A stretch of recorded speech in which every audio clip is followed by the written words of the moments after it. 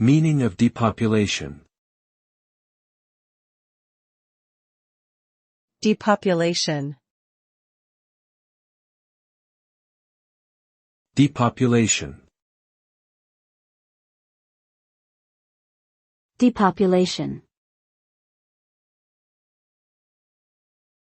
Depopulation.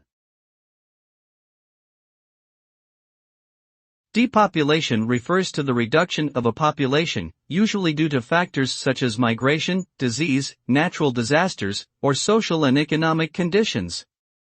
The result of depopulation can be both positive and negative. On one hand, it can lead to a decrease in resource consumption and environmental stress, as well as an improvement in living standards and quality of life for those who remain. On the other hand, it can lead to economic decline, social unrest, and a loss of cultural identity and heritage. Ultimately, the impact of depopulation depends on the specific circumstances and context in which it occurs.